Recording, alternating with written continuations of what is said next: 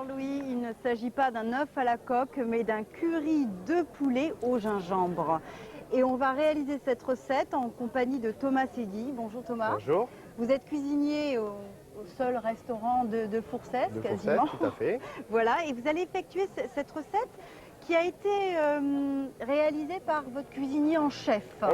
Andrew est arrivé depuis peu à Fourcès et oui. C'est vrai qu'il a voyagé dans le monde entier et il nous ramène donc cette recette sri-lankaise. Voilà. Ce sont en fait les Anglais qui ont ramené ça en Europe. Et vous allez m'expliquer ce qu'on entend par un curry de poulet. Donc c'est un curry de poulet au gingembre. Alors, on va procéder comment? Quels sont les ingrédients que l'on va utiliser? Pour commencer, du poulet. Oui. Voilà. Poulet du Gers. Poulet du Gers.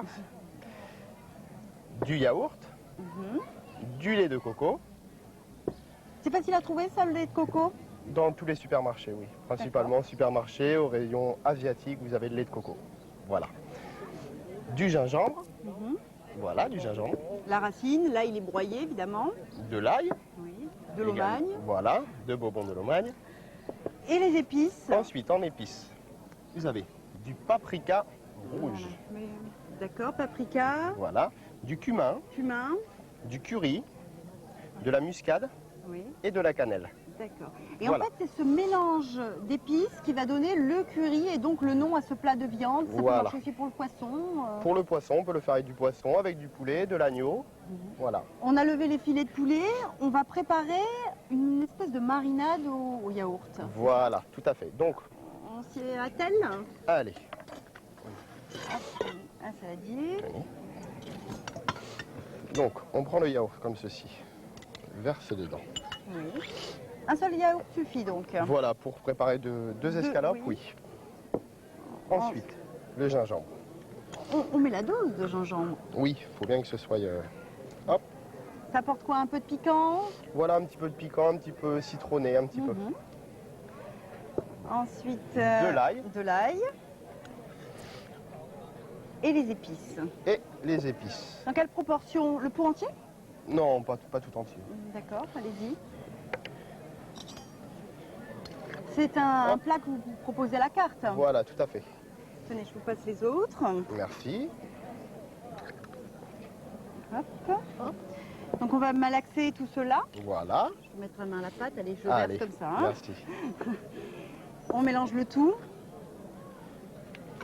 Donc, nous mélangeons le tout afin d'obtenir une pâte, que ça fasse une pâte assez homogène.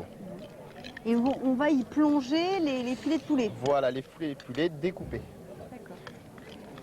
Et on va laisser macérer le tout combien de temps? Donc environ une nuit. On le prépare la veille pour le lendemain. Au réfrigérateur? Voilà, au réfrigérateur, on le laisse macérer. Alors normalement, ensuite, il faut le cuire au four. Voilà. Pendant combien de temps? Environ 20-25 minutes à 200 degrés. Là, nous n'avons pas le four, nous avons uniquement le soleil, donc ça ne cuira pas. Après le four, la cuisson au four, on le passe dans la poêle. Voilà, on le fait ressaisir à la poêle. Et le plat est terminé? Et le plat est terminé. C'est aussi simple que ça. On vous laisse jeter quand même les filets dans la marinade qui a pris une couleur somptueuse, dans les rouges. Voilà, hop, allez, les filets. Allez, vous les découpez? Oui, on les prédécoupe comme ceci. Vous les prédécoupez? Allez, oui, on va les couper pour que ce soit des morceaux voilà. convenant à quelques portions. Je mélange. Bah, écoutez Thomas, moi je vais vous laisser cuire ce poulet dans vos cuisines. D'accord. Ça sera ce qu'il y a de plus simple, je pense, parce que là ça va être difficile. Tenez. Alors. Je vous remercie.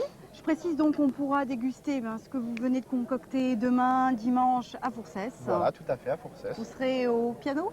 Tout à fait, tous les jours, du lundi au lundi. Merci. Merci. Au revoir Thomas. Au revoir.